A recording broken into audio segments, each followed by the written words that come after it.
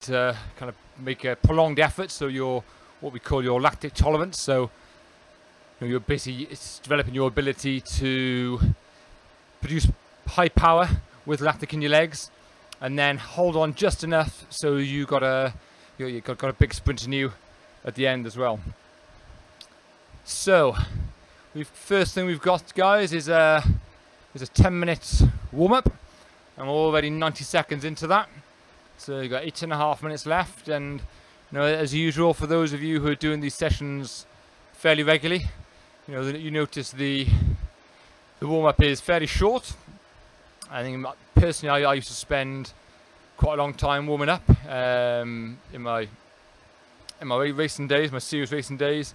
I think you could go back a couple of years, even now people are warming up.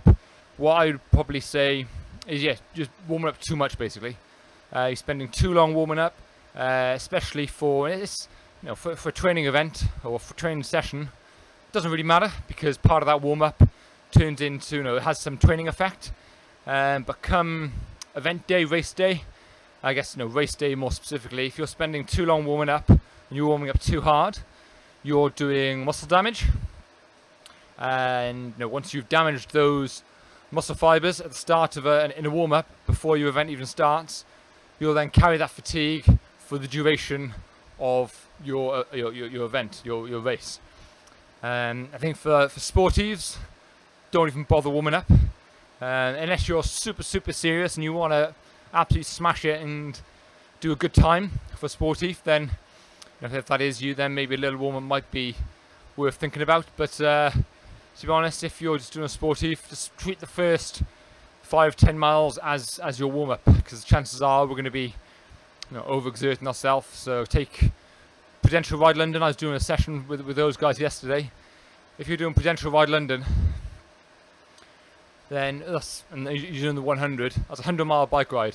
You don't need to be warming up before that. Just get on your bike and just treat the first couple of miles as a warm-up. And it's likely, with all the people on the course, and this goes for pretty much all sporties, I think, with a lot of people out riding on the course, a lot of congestion, a lot of, call it traffic, but people on bikes, you won't be able to ride that hard anyway, while you kind of navigate through and kind of find your own rhythm, find your own group that's traveling a similar pace to you. So yeah, but as always, first thing we're doing is warming up, guys. So 6 minutes left. So we've got I'm on the Zwift Facebook page tonight, so I'm going to try and be a little more interactive. So just picking up a few questions and comments here. So James Tate, hello sir, just saying a little good evening. So Toby Yarber, great question. So Toby is asking, he's saying, what about crit warm-ups? The first few laps are full gas, but the race itself is rather short. So even here, for a crit, you don't need to spend long warming up. So we recorded a podcast, a Zwift coaching podcast, on warming up specifically a couple of weeks ago, and basically the upshot was that science tells us that the body is physically warm enough to compete in a pursuit on the track. So kind of the Olympic Games 4-kilometer pursuit, team pursuit, you'll be ready to compete in that event after around 10 to 12 minutes. And that 10 to 12 minutes is made up of maybe 8 minutes steady, just kind of a steady ramping effort, a progressive warm-up to around threshold, just tip just over threshold for the last 30 seconds or so, followed by a couple of minutes with a few 5-6 second surges. And by surges, all I mean is very short sprints, and in that time period, in the sprints essentially, you're going to in those short sprints, you're going to place a max effort, but for a very short amount of time. What that's going to do is that's going to activate and recruit all the muscle fibers in your legs, and basically turn them on, activate them, so they are ready to fire from the start of your crit race. And the first part of that is the kind of the 8 minutes ramped effort. That's just trying to get you raise your core body temperature, That's going to help dilate your blood vessels to reduce the resistance of blood flow. It's going to warm your blood up and warm your muscles up, and all that can be done in about 12-minute warm-up. So if you're doing a quick race, a circuit race, that's maybe a short race, maybe 40 minutes, and it's going to be explosive from the start. Literally 12 minutes, and that may be pretty alien to a lot of people because you're used to warming up for longer, but you're going to be ready to go after 10, 12 minutes. And to be on the safe side, spend quarter of an hour warming up, but you really don't need any more than that.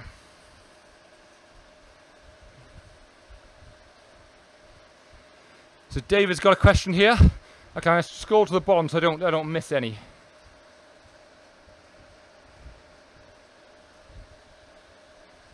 Hello James, so James Prancard saying hello. Hello mate, good friend of mine. And David Deedy's got a question here. Again, it's another good question.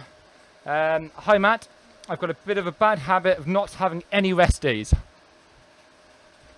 Today is my first in a few weeks after knocking out a couple of 100-milers on the last 2 Sundays. How many rest days should I aim to have to get the best out of myself? So it's very, very personal. I mean, some people after a rest day, the following day just cannot get going. They feel kind of clogged up and lethargic, whereas other people have a rest day and they could easily race the following day.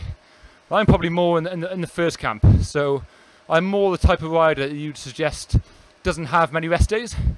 However, for me, it's so important to give yourself not only a physical rest, but a mental rest and your all-round body. So just give your body a rest against just holding itself on the bike. So it's not just your legs, but it's your undercarriage, your bum, or whatever, your neck, shoulders, your arms, all round. And I think anyone who's, unless you're a professional cyclist, even pro cyclists are having an easy day every week, and it may be a complete day off, it may be an active recovery day. Certainly professional cyclists are taking a day off a week for sure. And what I would say, if you're riding every day, you've got an opportunity there to become a better cyclist by taking a day off and basically training a little bit harder. So kind of increase the quality and decrease the quantity. So don't think you're gonna detrain or be a less fit, less strong bike rider by having an extra day off. All that's going to do is help your body recover better. So I would say, if you're not taking a day off every week, certainly take a day off every week. And I think for amateurs who have lots of other kind of stresses and focuses going on in everyday life, I think the optimum number of days to ride is 5. 5 good quality days on the bike, and 2 days, one of those could be an active recovery, an easy half an hour on Zwift, or an easy hour with friends, maybe to a coffee shop, and then 1 complete day off. I think that is the magic formula. And I would say that is true whether you are a sportif rider, a racer, no matter what you're doing. If you're an amateur person, amateur cyclist with a job and everyday normal stresses in life, 5 days a week riding or training is about what you want to aim for, I would say. So guys, that comes to the end of our warm-up. You've got an easy minute now, and then we go into one of the surges that I mentioned. So as part of a perfect warm-up, I mentioned 8 to 10 minutes of progressive ramp, what we just done there, followed by a couple of surges, and we're only going to do 1 today because it's not that explosive in nature at the start of this session. It is a progressive ramp, so we'll be able to warm up into the session. So we're going to do 1 surge, but if you were about to jump into a quick race, you probably want to do 2 or 3 of these surges, say 3 surges, and you are going to be race ready. So yeah, it's good, well-timed question that on the warm-up point.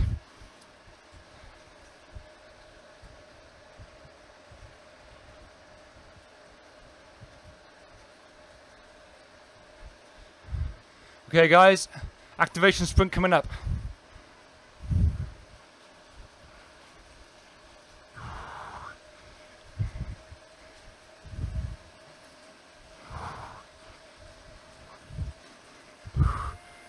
There we go. That should have, yeah, felt comfortable, but certainly should have got the blood pumping. Got the heart rate elevated a little bit, and there's a good observation from one watcher. I'm not wearing a heart rate. Yeah, apologies. I've sinned. Just couldn't find it. I think the dog must have chewed it up or something. Paul English, hello sir. How you doing? I haven't forgotten we've got a little bet on the old Manchester United Liverpool result, which I won of course, so I look forward to my, was it 20 quid we bet?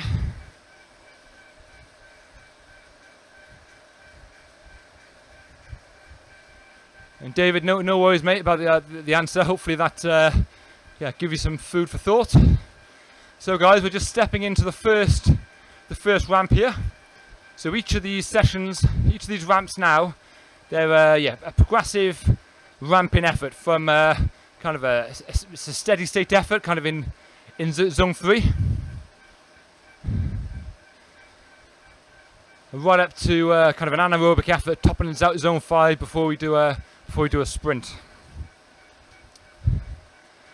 And yeah, someone was asking there, I didn't quite catch the name. It was off the screen about the Tour of the Peaks Sportif. Yep, I've done that Sportif. It was an absolute killer. It was yeah, pretty grippy. I'm not sure how I fared in terms of time or anything. I didn't even check the website, but I got my finisher's medal, so I went home a happy boy. It was hard. It was hard. So guys, we're into this first ramp. And what this is trying to simulate is the type of effort you make in the real world when you're trying to sprint. So typically, we're talking a race, whether it's a circuit race or a road race. You know, it's not as simple as, you know, jumping into an event and doing a big 15-20 second you know, all-out effort. There's far more to it than that, to be able to sprint and perform in a race. And it all starts with, you know, the shortest race you're going to ever come across might be a short crit race, half an hour or so. And even in that, you know, you need to be fit, you need to work on your threshold and kind of your anaerobic capacity and all this type of stuff to be able to even be in contention at the end. Unless it's been a super easy race, super soft race, you know, you're going to have to be in good shape just to get to the finish. So, but assuming you are a fit bike rider, you know, you've spent a bit of time working on your threshold, your FTP, and you're able to get towards the end of a bike race. And the end of a bike race starts, even at kind of your local racing level, starts around, what did I say? Yeah, say 5 minutes out. So for argument's sake, we're going to call today's session, we're going to call the race that we're picturing in mind, we're going to say that starts 4 minutes 15 out from the finish. That's where the ramp starts. So it's starting to bite now in this 4-minute ramped effort. This is, you know, as more riders, you know, can smell the finish, sniff that finish line. The riders start swarming around you, to the left and the right. You know, it's you've got to increase the pressure on the pedals. You've got to produce more power just to maintain your position near the front of the race. Because unless you're near the front, you may have a great sprint, but you won't be able to use it. So the yeah, winning a bike race starts well out from the finish. So 45 seconds to go, guys, before we unleash our ultimate sprint. So let's picture this. We're about 800 meters to go. Now there's riders coming up to it from our left and right. Now we're really having to push hard on the pedals just to maintain position here. So good job, everyone. Let's suck it up. Well done. 20 seconds. So in the distance you can see the finish line, guys. And in 15 seconds time, we're going to start our sprint for the line. Hang on in there. Come on, guys. Well done. Well done. Here we go. Here we go. Big sprint coming up. This is it. Up, up, up, up.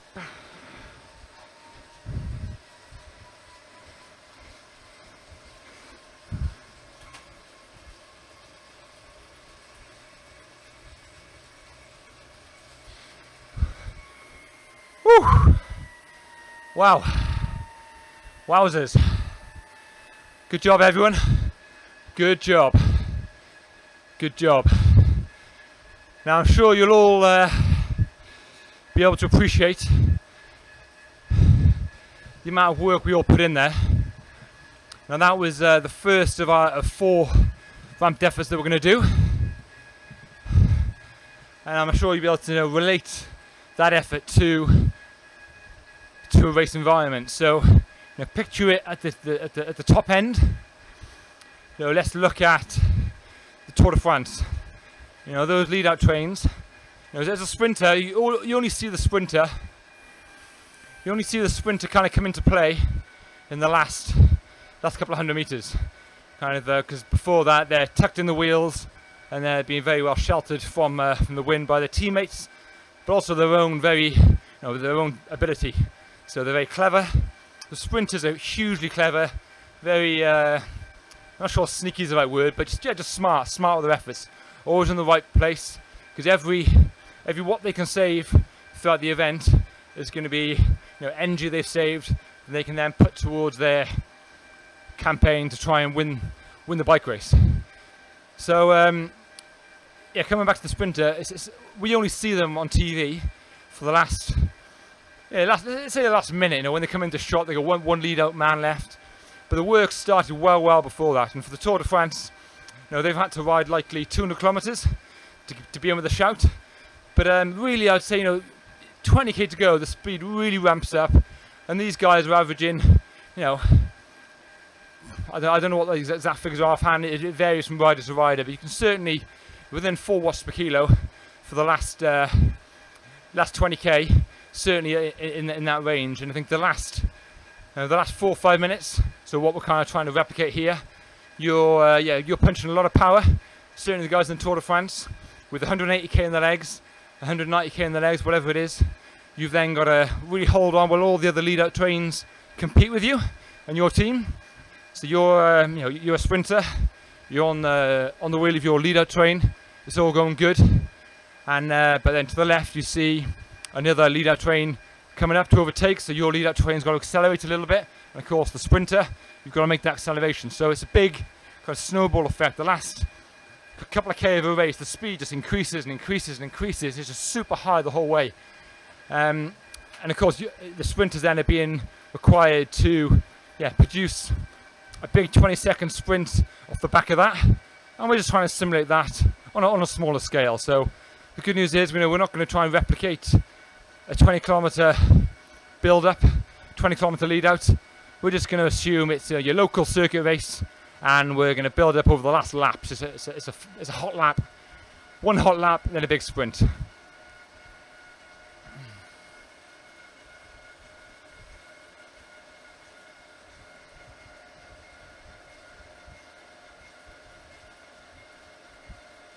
So James Prankard's got a good question there on the surges. So part of the warm-up, and in the next 30 seconds, guys, our recovery's over, and we're into the next ramp-ups. Just be aware for that. The question is, those surges, should they be a max effort, or are they kind of a controlled effort? Because James is saying that his cadence kind of goes through the roof, and he can't control it. So this is where, if you're doing this out on the road, but again, first off, they're only, we're doing a 10-second surge here. But you can do 5-second ones, 6 seconds ones, and they are essentially supposed to be an all-out effort. Likelihood is, we're probably got the power zones slightly low for you, because it should be a pretty tough effort where you can't really get too high of a cadence going. But essentially, the idea of the surges are short, sharp, all-out effort. Send signals to all your leg muscles to say, "Wake up, boys. We're going." And then the idea being, then all your muscle fibers are awake, alert, ready to be utilized. So as when you start your event, it's all systems go.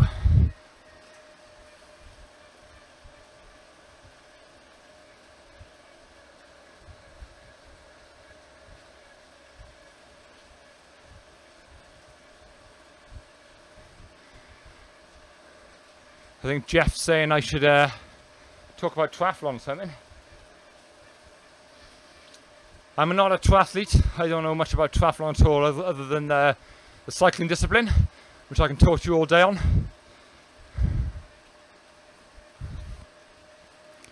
So guys, we're in the middle of this second ramp here. We've got 2 minutes 40 left of this ramp, so this is where the effort will start digging in. It's where we're tipping from zone 3 to zone 4 in that sweet spot region, so the pain will start it's coming on pretty quick now.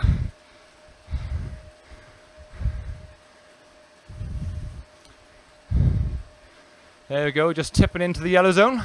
So that's our zone 4 threshold zone. This is really where it starts hurting, especially as we complete more and more efforts. So we're in the second block here. By the time we step into the third and the fourth block, there's that cumulative fatigue, so that cumulative workload that we've built up.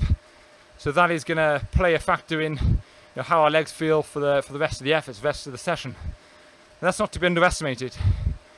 These efforts definitely will become a little bit harder and harder as we progress through.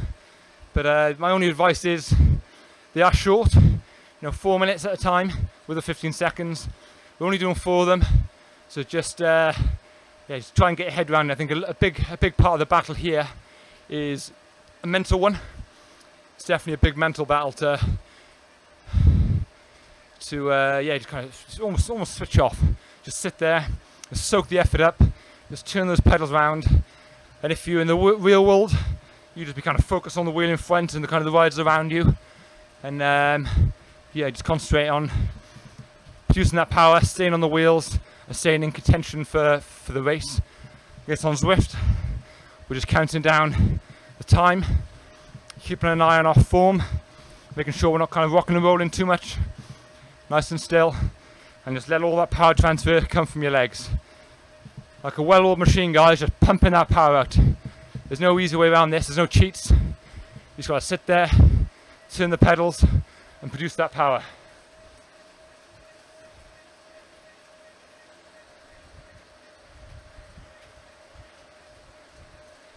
So for the ramp bit, there's not a target cadence being prescribed here. So I'm not prescribing a specific cadence. However, an efficient cadence is in the ranges of 80 to 90 revs a minute. However, if you've spent the last number of years pedaling quite slowly, maybe 65, 70 revs a minute, you're going to find that quite hard. Okay guys, here comes the sprint.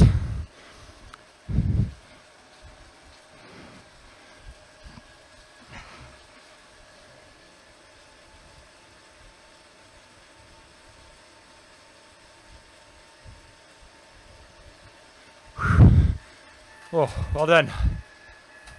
Well done everyone. 4-minute rest. 4-minute rest. Coming back to the question on cadence. If you're anywhere between 80 and 90 revs a minute, perfect. Well done. Keep it there. Don't try and change. If you're pedaling well over 100 revs a minute, I would argue you're probably pedaling a bit too fast. But it's not necessarily a bad thing. If you're used to pedaling fast, you've naturally got a good high cadence, then fine. Don't worry about dropping too much. I guess the bigger issue is if you're stuck pedaling really slowly. That's where you want to put a bit of focus in and try and pedal a bit quicker. And just chatting to Kristen Armstrong, the US multi-gold medal Olympian, last night actually for the Zwift coaching podcast. And she was saying actually in the Olympic Games, her go-to cadence was 101. It's just over 100 revs a minute, which is outstanding. Yeah, very high cadence. It obviously works for her. So just coming back to my point about it being very personal, you've got to find out what works for you. But for the masses, for a long distance event, then 80 to 90 revs a minute is good, and that's especially true for if you're doing a long road race or a sportive. For the majority of that event, you want to be in that 80 to 90 revs a minute range. Alright, just in the rest period now guys, so we've got 2 minutes just over 2 minutes more recovery, and then we're into the third of our 4 efforts. And this is really where the legs are going to start stinging. But you know, there's a whole group of us on here doing it together. You know, pain is gain, and I think as we go through the efforts, kind of the training stress and the adaptations and the benefits we're going to realise kind of increase exponentially. So, you know, basically what I'm saying is, the more it hurts, the better it's doing us. And the third and the fourth effort are going to do us more good than the first and the second effort, just with that previous stress already in our legs. So stick with it. It's going to hurt, but you can do it.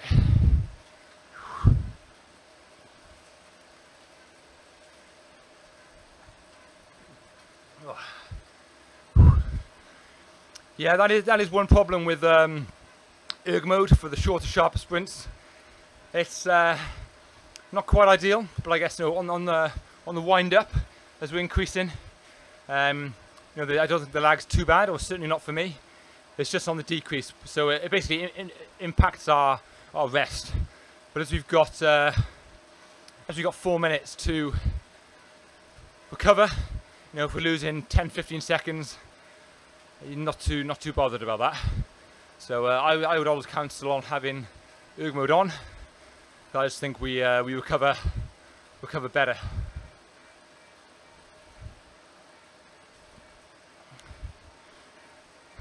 And basically we're able to do the session more specifically. So without thinking about it, you can basically take your brain out, because erg mode, you know, makes sure you're at the right power all the time.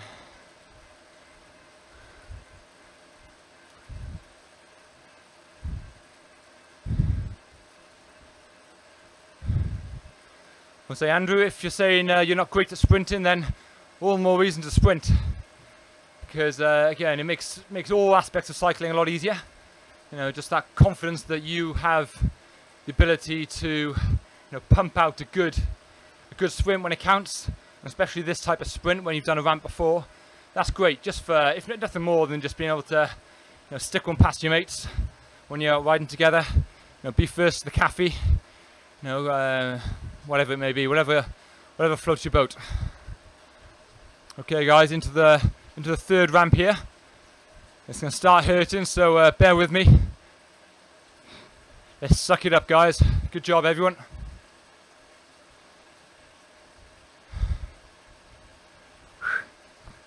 Anyone watching this or listening to it, if you've got access to Facebook, if you're watching on Facebook, fire me a message over. I'm monitoring some of the questions that are coming through on there, and more than happily give you my my tuppence worth on whatever you want. Really important, guys. Remember to keep drinking.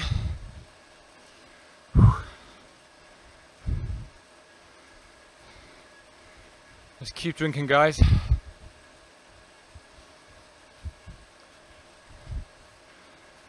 Now we can lose a lot of fluids in this session.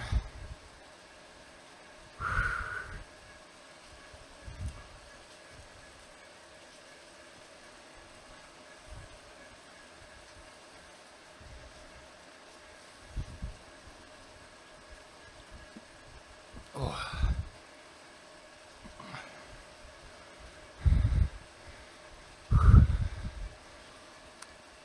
Good job. Okay, so coming up to halfway through this third ramp, just picture yourself, you know, you're at your local event with your mates, and the end's in sight, and the competitors all getting quite excited, pushing the pace, making a little surge on a little rise, and you know, you are the designated sprinter. You got no choice. You have to stay with the group, and they're just squeezing on now up this climb, just squeezing on a little bit. You got to stick with them, guys. Stick with them. It hurts, and you're thinking, I'm the sprinter, I should be saving this to the end. There's no good having good legs and busting out a big sprint for 100th place. You got a fast moving pack here. You got a fast moving pack, and we got to stay with them right at the sharp end. Right at the sharp end. And you know, there's a few movements, a few erratic movements, and the group kind of swerves to the left, swerves to the right. Yeah, good bit of disruption. And all those little surges and kind of changes in speed, all going to take it out of you. But the closer you can stay to the front, the smoother the ride is going to be for you. You imagine drifting to the back, behind 100 riders. There's that concertina effect, you know, the elastic effect. You know, when one person brakes a little bit at the front, that ripple effect, so the guy at the back's always slamming his brakes on. And it's this ramping effort that the forces. It's for those reasons that this ramp occurs in a race, because no one wants to be at the back, or more specifically, everyone wants to be at the front. 30 seconds, guys. Dig in there. Hold on. Let's go. Let's do it. 20 seconds left, and then we've got our big sprint for the finish. Hold it there, guys. Well done. 15 to go. 10 seconds. Here we go, big sprint. Let's go. Here we go.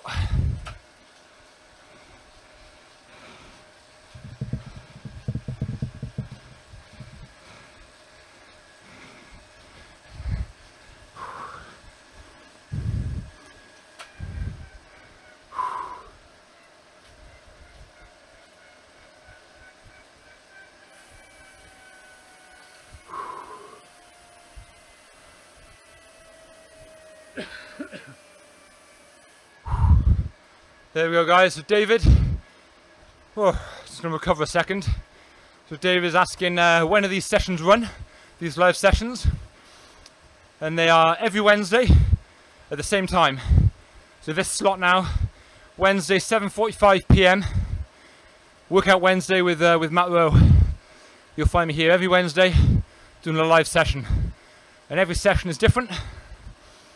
So today has a focus on developing our sprinting ability, but you know, next week could be, well, it could be anything. So if there's any requests out there for what next session should be, I'm open to ideas. You know, give me a kind of a key focus or an attribute you want to develop, whether it's time trialing, climbing, just general fitness, endurance, weight loss, whatever it is, and I'll do my best.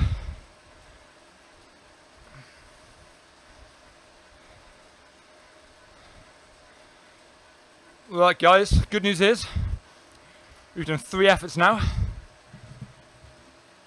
So 3 efforts done, 1 more to go. And the science about the last effort, guys, is the last effort is going to hurt the most, but it's going to give us the greatest stress, and it's going to lead to the greatest adaptations and gains for us as bike riders. So this is where the magic happens, I always say, guys. Last effort of the day, it's always where the magic happens. And you know, temptation is last effort, pretty much done. Just get through it and just whatever. But this is where bang on the money, guys. Want everyone bang on the money. We're going to smash this last effort, then we're going to have a 5-minute cool down, we're going to hop off our turbo, and we're going to feel $1 million. And you can rest then, safe in the knowledge that every second you spent on Zwift tonight with me, training, has been specific, and it's given you good bang for your buck. So we haven't wasted any time at all, really efficient, really time efficient. So that's one of the big benefits for me of Zwift.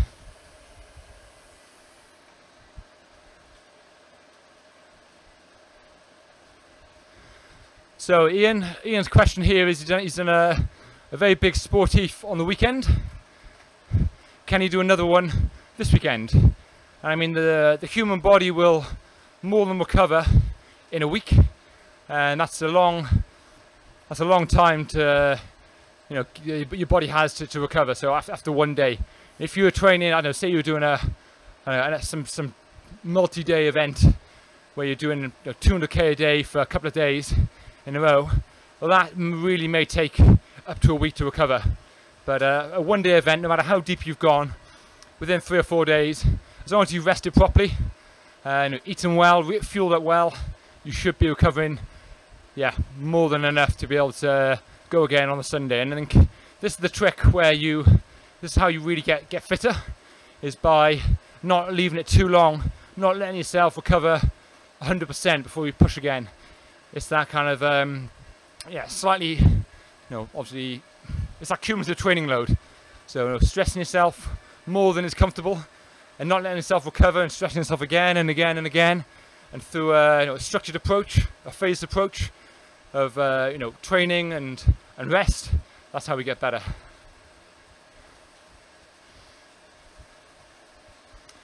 And I guess what in those blocks of training, what you do should be tailored to what your goals are. So if you want to be a racing cyclist, you need to be training very specifically on anaerobic capacity, on your top end, speed and that type of stuff. Whereas if you're focused on being a sportive rider, it's pretty much all about your aerobic capacity, so your fitness. Having a nice high threshold helps just to get up some of those tougher climbs.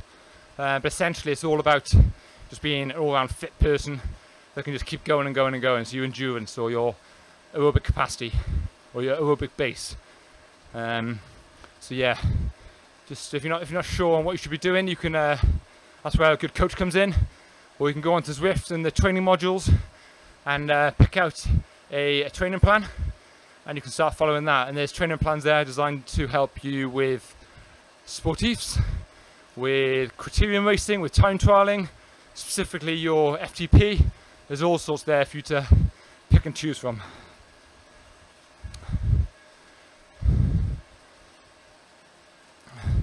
Okay guys, make sure you're drinking. I've just seen someone give us all a reminder. Really important to maintain our liquids intake.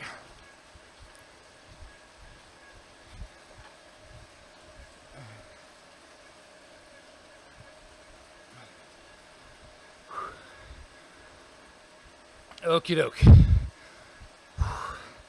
This is where, guys, it's really going to bite. In the back end of the second half of the last ramp. This is where it's really going to bite. But as I was saying earlier, this is where you get your bang for your buck. This is where the magic happens. We're entering the magic zone.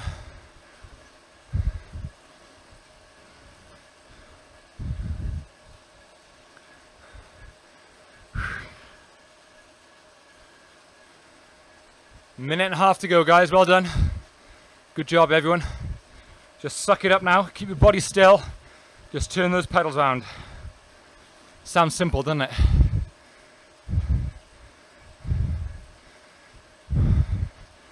Oh. That's good, guys. Come on, stay focused. Stay focused. Come on, we can do it. We can do it. Well done. It's nice and relaxed, stay focused, just to get those legs turning around. Nice and composed.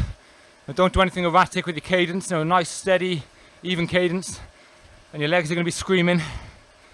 But just absorb that workload, absorb that pain. Embrace it. 40 seconds and we sprint. 40 seconds to the end of the race.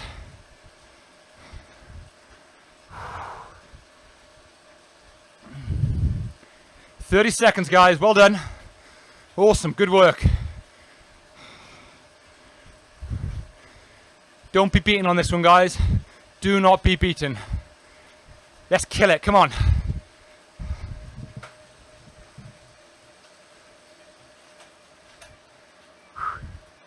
Here we go. 10 seconds. This is it, guys. Your lead up man is about to peel off. It's all down to you.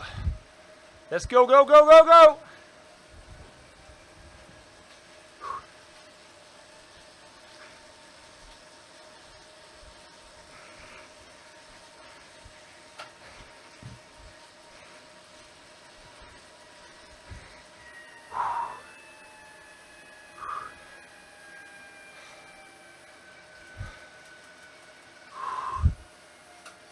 Oh.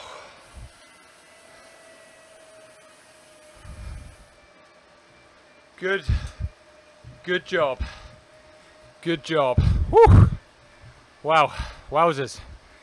Well, that is, guys, the end of the efforts. Fair play, good job. Well done, everyone. That's the end of the efforts. So, your legs should be full of lactic acid now. And give yourself a pat on the back, guys, because we have worked hard there. We've worked hard, we worked specific, and you will reap benefits from this session. So yeah, fair play, well done. Well done. So again, a few people were asking throughout that session about what this is all about. So the whole webcam piece, and this is kind of a live, obviously, broadcast session called Workout Wednesday. My name is Matt Rowe. I'm a coach at Rowe & King. You can see the kit that we're wearing, and yeah, I do the session every week. So if you enjoyed it tonight, we're doing the same thing every week, guys. So again, love to have you join. Every session has a slightly different focus, so yeah, who knows what next week could be. But yeah, that's been a quality session, that one. No worries, chaps. Thanks for all your kind messages. Good work, James has spent. Well done. Well, it's all about recovering now, guys, and this cool down is the start of it. Just cooling down, getting our body, basically recycling or getting rid of a lot of the toxins and the waste products in our legs, getting rid of that lactic acid, so our bodies can start recovering. It's getting a lot of blood flow. Keep recycling that blood flow to keep flushing our system. Slowly start cooling our core body temperature down. And as much as anything for me, a cool down is part of the mental switch off. So you're so hyped up, whether you realise it or not. When we're doing those efforts, then you're in the zone, you're trying hard, your system, your whole body's just focused on one thing, just producing that power. And it's quite a mentally stressful thing to do as well. So it's nice to, when we're cooling down, just let our body switch off and start that unwinding process. And we've got that release of endorphins now. We're going to have endorphins running around our body, which is all good stuff. It's going to make us feel good. There's a release of testosterone. It's gonna, we're going to feel $1 million. But I always think it's important just to slow down and unwind a little bit. Importantly, start to refuel. So keep drinking and replenish the stores that we've used in that session. So you want a little bit of a few carbs to replenish the glycogen stores, but also protein to help our muscles repair and get stronger. And yeah, thank you, Andrew. And it's really important we do that as soon as we can after bike riding. And because today hasn't been, in the big scheme of things, that stressful a session, and we haven't been out for hours and hours and hours doing burning that many carbohydrates. It's more muscle damage. So protein's the key thing we need here. So make sure you get a good dose of protein.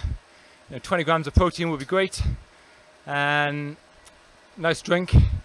Keep hydrated. A glass of squash or something simple as that, and yeah, some sort of carbohydrates.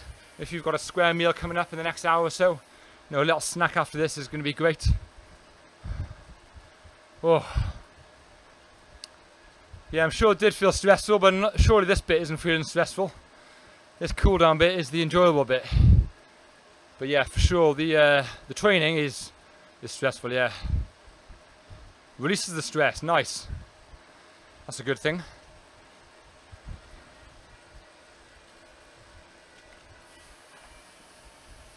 And a little plug here, guys. If you're into podcasts, I've got a Zwift coaching podcast, which is soon to be rebranded to the Zwift training podcast, which is on iTunes, SoundCloud, and Podbean. That I run alongside Kev Poulton and Greg Henderson, two other great coaches. So yeah, go listen to some of them, guys. We're on our 10th episode at the moment. So yeah, catch you next week. Goodbye.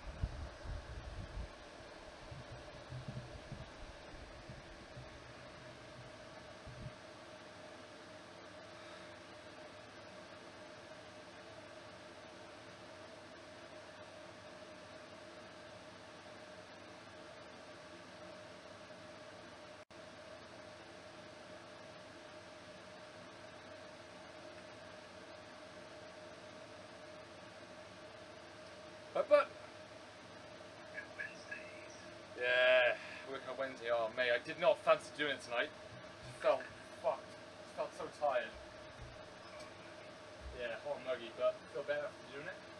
Where are you, mate? You seem like you're in a dark room. Ah, beauty. Nice, mate. How are you, mate? You okay? Tired. Work or kids sleep? It's when you're into that routine of like, get up early, go to work, busy day at work, go to a bike race, then get home. If you're not sleeping perfectly then, just that build up of, it's hard, eh? Yeah.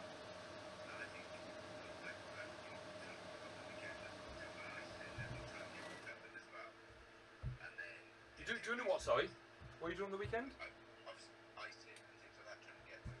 Oh, cool, yeah. Caught up you.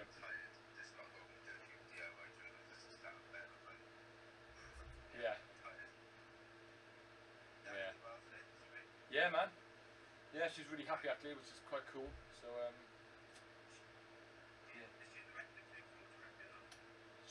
there's a few girls who, I don't know, how should I put it? There's a few girls that on paper are probably a bit stronger than her, and probably should beat her. But you know what? Anything can happen, and she's racing so confidently at the moment. She's so happy with everything, like life. I think she's in a good place. I think that helps massively.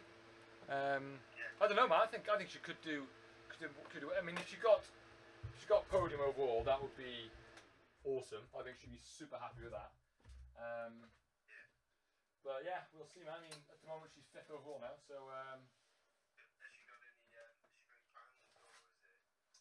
So